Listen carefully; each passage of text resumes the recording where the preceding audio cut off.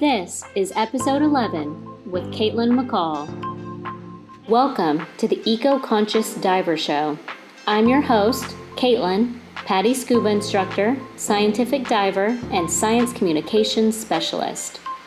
I'm here to remind you that being eco-conscious is cool. Learning about the environment can be fun, and climate change isn't a dirty phrase. Each week, I'll be getting up close and personal with thought leaders from around the globe as your weekly dose of motivation so that you can create epic change in your own life and become the best version of yourself possible. Are you ready to dive? What's up, everybody? If you're listening to this right now, this is an opportunity to join in with the eco-conscious diver community and use our passion to create a more sustainable blue planet. Eco-Conscious Diver is a lifestyle brand and podcast, illuminating our path to eco-conscious diving, overall sustainability, and a healthy planet for future generations. Head over to the website www.eco-consciousdiver.com for all other podcast episodes, other resources, and the Eco Dive Shop. This episode is packed with insight into how we can harness our skills for ocean conservation and how to become an ocean rebel. I hope you'll enjoy this podcast with Tiffany Duong, founder of Ocean Rebels. Hey Tiffany, how are you doing? I'm great, thanks. How are you, Caitlin? I'm good. Happy World Oceans Day. Happy World Oceans Day to you too. Yeah, it's perfect timing to have you on and talk all things oceans today. So let's jump into our intro question, which is, what is your favorite thing about the ocean? The ocean sets me free. There's something about being on the bow of the boat and just looking down at the water and imagining, especially if you're going to go diving, imagining, what might be under there, what you might see, or just looking across the horizon and just feeling so at peace. I don't know, it's something about the ocean that just transports me, no matter what's going on, to a place of like freedom and bliss.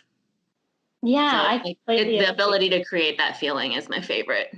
Yeah, I completely agree. It makes me feel small, it's like there's something that's like so much bigger. Yeah. But in an awesome way, in like the universe is big and amazing kind of way. Yeah, exactly.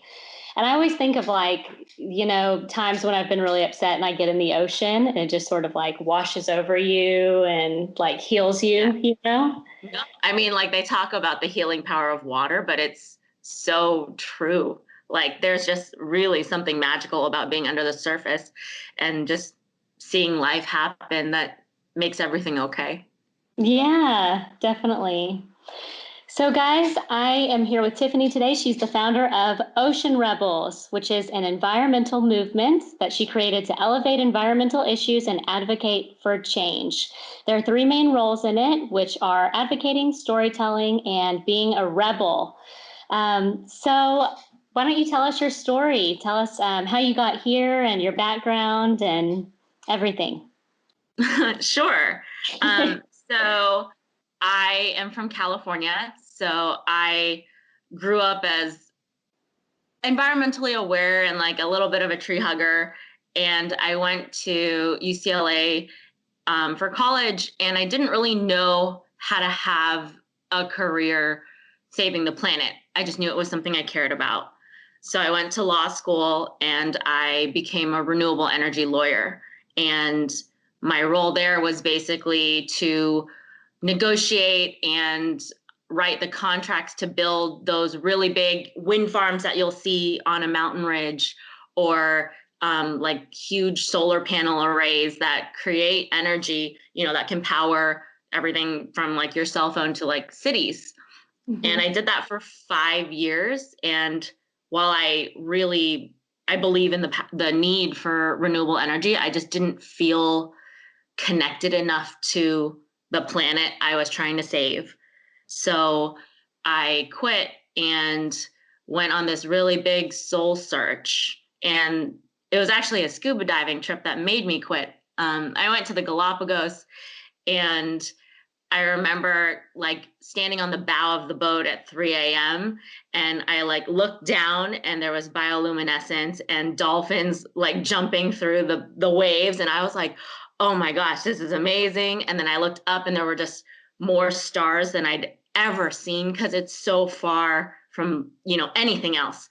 So it really feels like you're going back to almost like the dinosaur times, like really prehistoric, really wild, pristine areas. And then, like, as if that wasn't enough, it was when the volcano was erupting. So you like look off in the distance and you saw like the volcano and the lava like spewing out. So I was just like, this is a crazy like time of life. And I felt Yeah. so free and so happy in that moment that I was like, I forgot I could feel that good. And it was really being in that wild ocean that gave me that feeling. And so I made a vow on the airplane back. I was like, okay, I got to change something. And so I quit my job. I moved. I moved to Rio de Janeiro to stay for a while and just figure life out, enjoy myself a little bit. And then I went to the Amazon rainforest and I stayed at a biodiversity camp to test out field work. The rainforest was my first love, my first eco love before I discovered oceans. And so it fulfilled a childhood dream to go to the Amazon and help save it. So I was helping scientists there do biodiversity surveys, and we would, walk through the jungle in the middle of the night and find poisonous snakes and new species of frogs, or we'd trap birds in mist nets. And then when I came back, I was like, okay, I love field work, but oceans is where it's at. And ever since then, I've just been doing a bunch of different things in ocean advocacy to save this thing that saved me. That's so cool. And I feel like when you were talking about the volcano, it's like if you're looking for a sign, this is it. Like there's a volcano erupting. With dolphins in bioluminescence and stars, and you're on this like ship. Yeah, I was like, what is going on, universe? It was really an amazing shakeup. That's so awesome. That's like, you could definitely like, this is such a story. You could like write a book about it. You definitely should. That's so cool.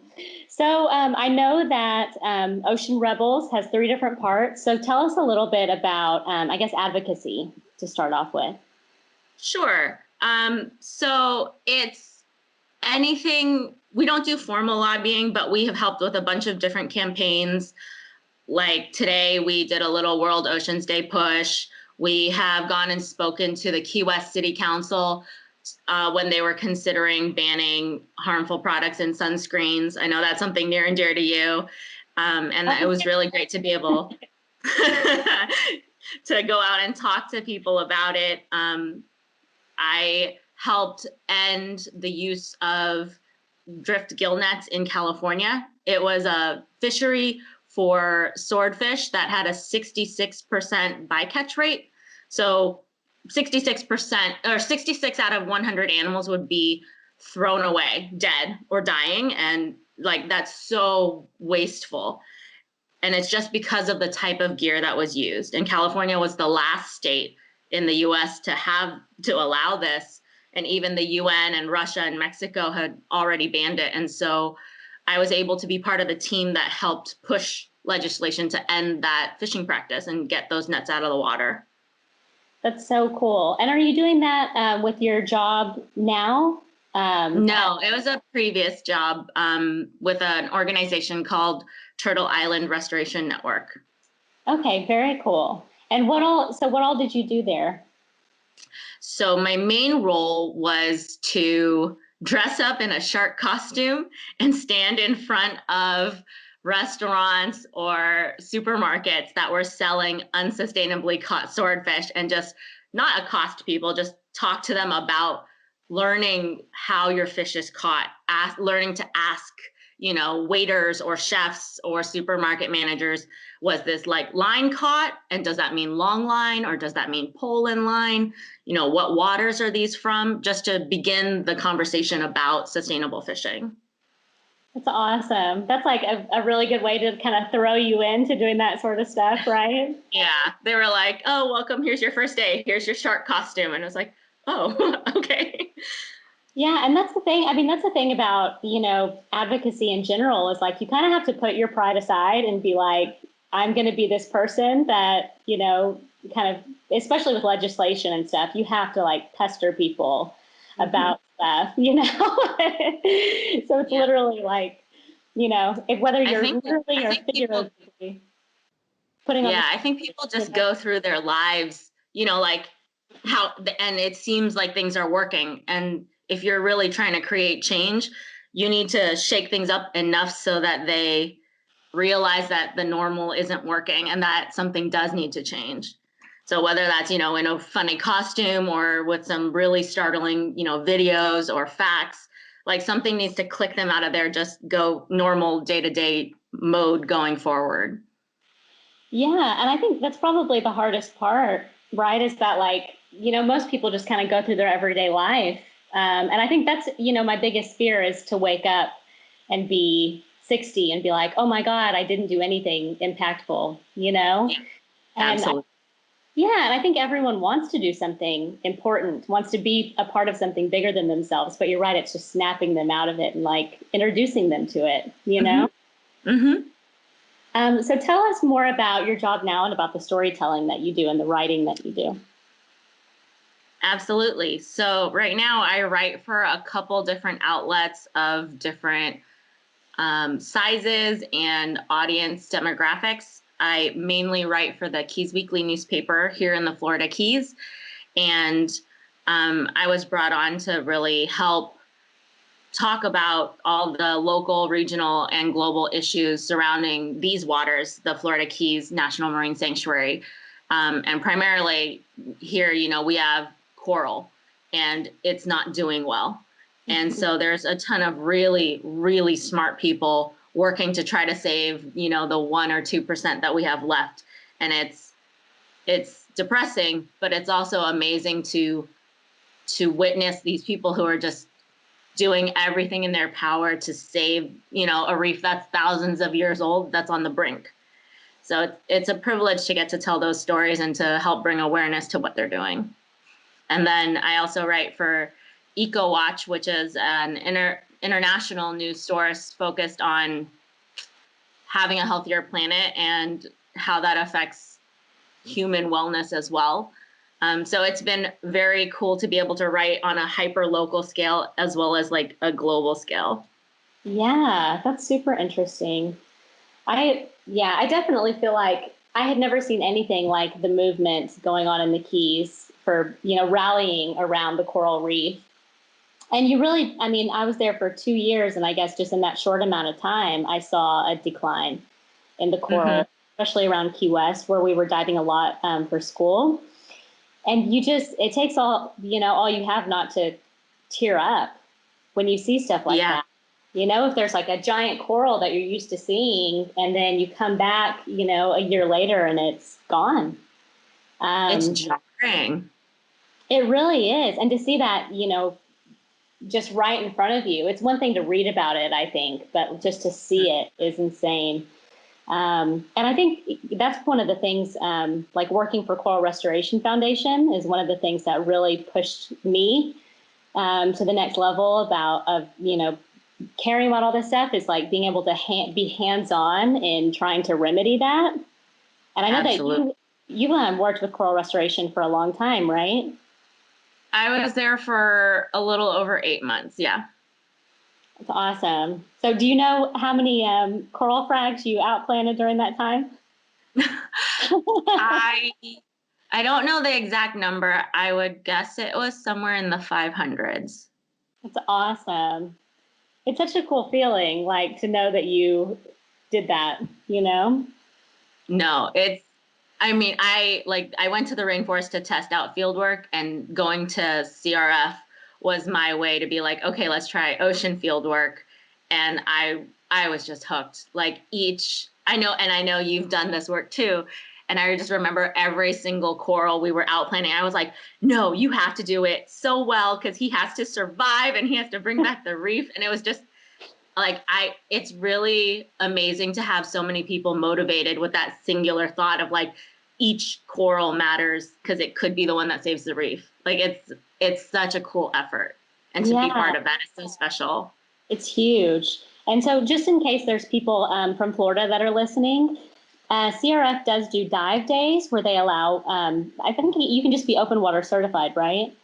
For the dive programs, I believe so. Yeah, and so you can actually sign up on their website for the dive programs, and you can go and make a full day out of it and experience that. So I would definitely recommend it as something different to do for a dive, because I guarantee you'll want to become a volunteer. It's like so addictive, awesome. Yeah, it's really like you said, it's addictive to have that rush of feeling of like I am making a difference, like I'm actually doing something that's good for the ocean. It's a great feeling. Yeah. Okay, and so the next part, wait. So first of all, I want to ask you to talk about your favorite thing to write about, because I love your answer to this. Um, it's unexpected linkages. So the examples I like to tell are how whale poop helps circulate nutrients, because whales are eating a bunch, and then as they they come up to breathe and then dive down, they're actually bringing all that nutrients, and they do these giant poop flumes that are bringing all these nutrients up to the surface, and that helps to increase phytoplankton, which end up, they're like plants, so they're drawing carbon dioxide out of the atmosphere. And so as we kill off these big whales, we actually are creating more harm in terms of global warming. And so like whale poop is a really important thing that people usually don't connect to climate change, but I think it's neat to make those links. So we think about when when we're taking a cruise, or when we're like when countries whale as part of their culture, it has all these different effects on huge global systems that we don't think about. Another one that I never forget from my time in the Amazon is how gold jewelry is one of the main reasons that the Amazon's being deforested, because we don't have that much gold on Earth. And so they're taking these huge like water blasters and just blasting out the Amazon to get the soil, to treat it, to get like gold flakes enough to make, rings and earrings and stuff. And if you ever like Google one of the videos, I can never buy gold again, because like after being there and seeing the trees, just like the corals that have been there for thousands of years, and then just watching them die before your eyes, it's hard to feel okay to want a ring, Wow, Um, it's and then crazy. yeah. And my favorite stories are the links that are actually positive. So there's fishermen who, are actually working with conservationists to help stop overfishing. So they help design things like the turtle excluder devices, or, pingers to keep dolphins away from nets, because they don't want to be catching all these beautiful animals either. They want healthy oceans as much as everyone else. And so being able to highlight those stories, or scientists who are trying to make sustainable beef so that we don't have to cut down more rainforests, those Mhm. stories give me so much hope. Yeah, that's awesome. I just was thinking about how just, conscious buying, being a conscious consumer, Yeah. is so important. And it feels overwhelming, because you're almost like, can I even buy a tomato without ramifications of like, where does this tomato Yeah. come from? Like, is it being shipped all Yeah. the way from wherever? How much fossil fuels is this using? Like, it sort of gets overwhelming. How do you feel like you negate that? It's I definitely try to remember and remind people when they bring this up, like, no one's perfect and no one can be perfect. You don't need to go 100% vegan. Like maybe you just try meatless Mondays, like one day a week or one meal a week, even, because each little bit helps. And once you start it, you can see if that's an avenue that works for you, that you want to go further. Otherwise, try something else. Like, I think if we all work together and make little progresses, it helps a lot. And in terms of like, there's nothing that you can eat that's going to be perfectly good. Like growing vegetables still takes up, some carbon footprint for shipping and refrigeration and all that stuff. So we can't aim for perfect, but we can all work together to make it a sustainable way of life with the planet and humans.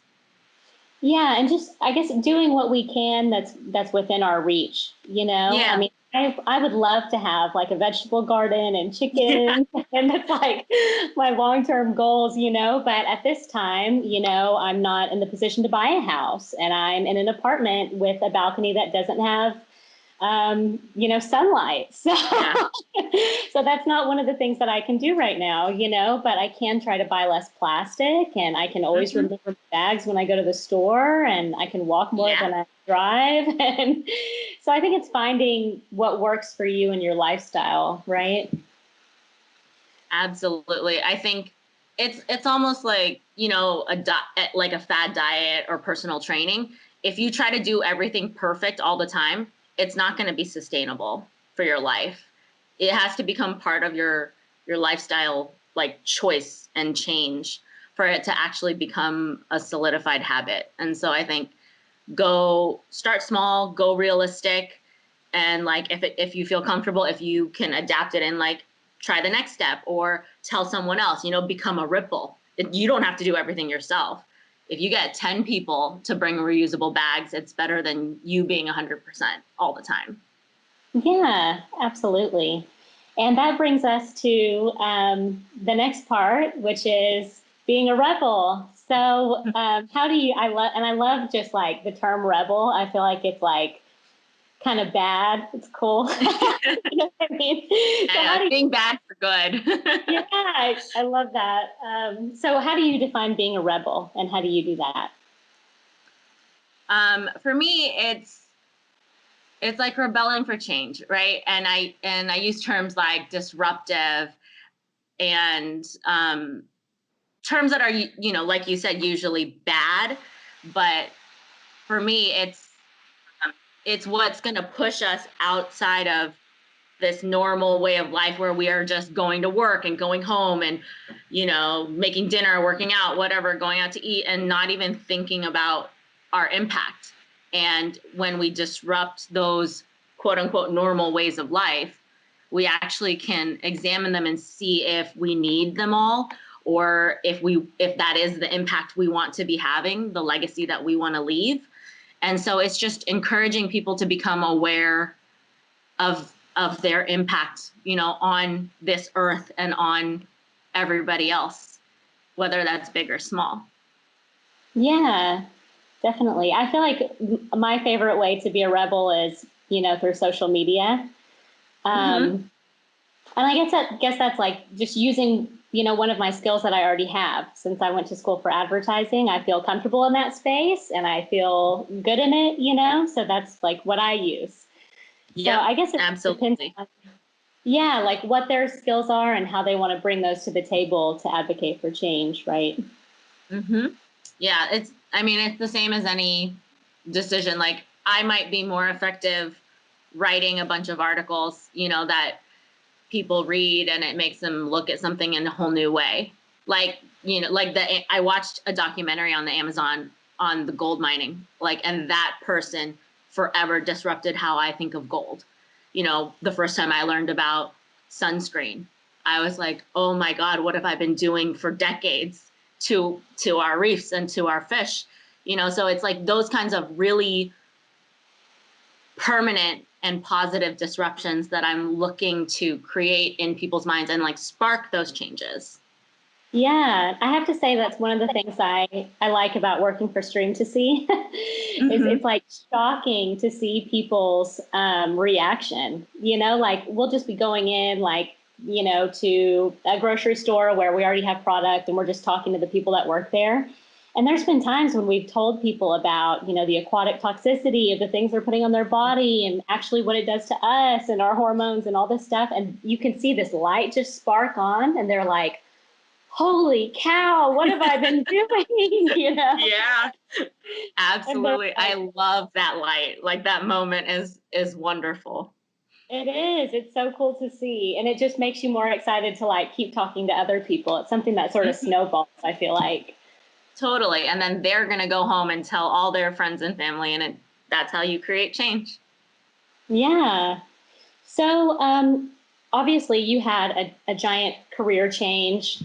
Um, so what would you tell people if they were thinking about changing careers and they were, hesitant, kind of scared to do that? It's, I think it can be really daunting for some people to leave something they're comfortable in.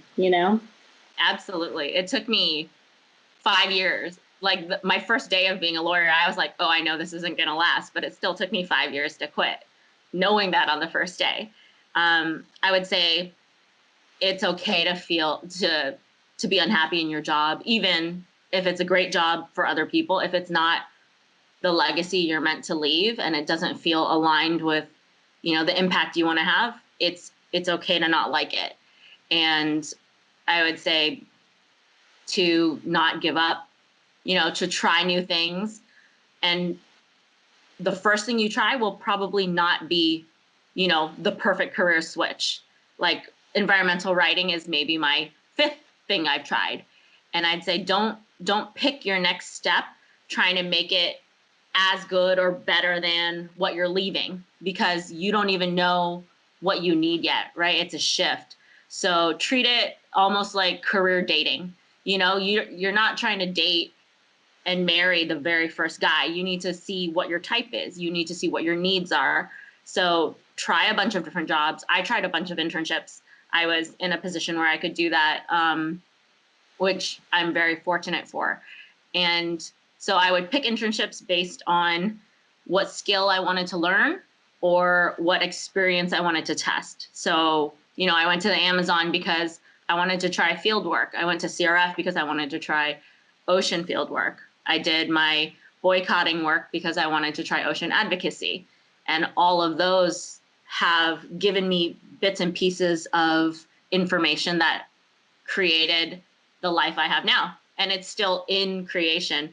It's by no means like finished and permanent, but I feel excited every day when I wake up to do what I do. And I like never before have had that feeling.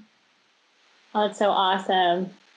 And, I feel like I get this question a lot. And so I'm interested to hear your take on it. It's just people saying, like, oh, I would love to get into, working in ocean conservation. Do I need to go back to school? Do I need to get a degree in this? Do I have to, go to school for marine biology?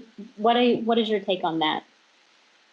I think it depends where you are in your life and what you're looking for. I know I for sure went through those same questions. I still toy with them sometimes. But for me, when I started approaching oceans work, I was 31. So I wasn't in my 20s, but I also wasn't in my 40s.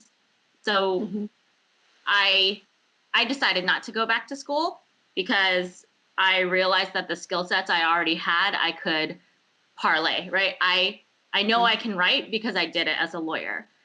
I know, but I learned how to speak in front of audiences and to advocate at CRF, like as an intern. We had to do a lot of presentations on coral.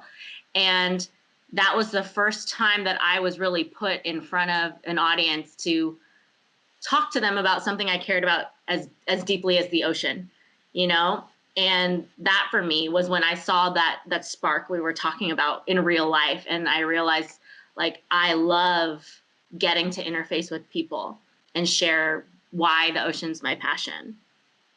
So I don't think you need to. I think if it will help you get where you think you want to go, it's not a bad option to at least explore. But I don't think it's by any means necessary.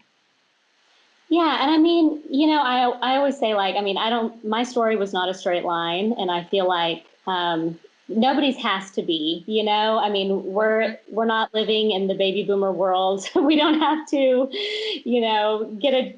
go to college, get married, have babies, get a job until we're 40. That's, not how it's going. That life is gone.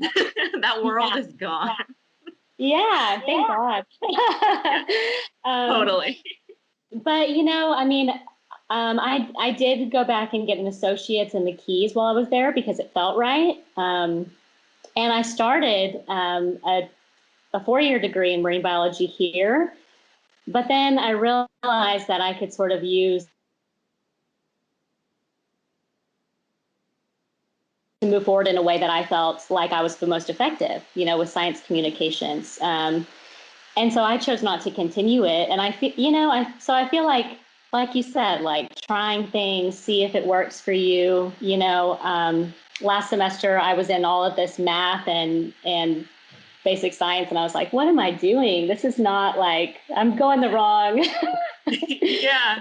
It's like I could be out there saving the ocean, or I could be sitting in stats class. Yeah, exactly. And it just didn't feel right, So I think it's okay to like try things and then see what works for you, Mm-hmm. Yeah, I'd say like nothing's a failure, like as long as you're learning something from it. So don't be afraid to try things and hate them. Like that's great, because then you have a data point to know what you don't want to do, and you're getting closer to honing in on a life you love. Yeah, exactly. And I mean, it's all centered around this central theme, right? Of like conservation and environmental work. So anything that you learn in that space, you can piece together to make it into exactly how you're meant to help the cause. Absolutely. Yeah. So do you have any upcoming exciting stuff that we should be looking for? Yeah. I right before this whole pandemic shutdown, I came back from a expedition with the Leatherback Project, which is an incredible Nat Geo expedition to save sea turtles in Panama and around the globe. And so we'll be helping with the media effort there and getting the word out. If you check her out, she actually just the principal of the project, her name is Callie Wielenturf. She actually spoke at UN World Oceans Day today about some amazing just like efforts to save nature and save the world and the oceans. So helping to boost that. And I'm going to be teaching climate courses at U Miami Extension in the end of the summer. So it's going to be a lot of the same way, like hyper local and big grand projects. But if you follow along, we're going to, of course, get the word out about them. Awesome. And so the best way probably to follow all the stuff that you're doing is on your Instagram at Ocean Rebels? Yeah, my Instagram and then the Facebook will have both. So the Ocean Rebels as well as my own personal. Awesome. And you guys, I'm going to link all of that stuff in the details for this as well, so that you can follow her on everything and help the cause. So is there anything else that you want to touch on? No, I think just wishing everyone a happy World Oceans Day, and to find your reason of why the ocean matters to you, and to strive to protect that and get the word out. Absolutely. I'm here for that. Awesome. All right. Well, I'm really excited to see what you come up with next. You keep doing awesome things, and I enjoy following you and your journey. So I look forward to having you back sometime soon. And that's a wrap. I hope you guys enjoyed the podcast and learned some valuable information about the journey of conservation. This is a constant process of learning, growth, and understanding, so I look forward to chatting with Tiffany again. Please leave a review if you can, and go to www.eco-consciousdiver.com to check out all other podcasts, resources, and everything we've got going on there. See you next week.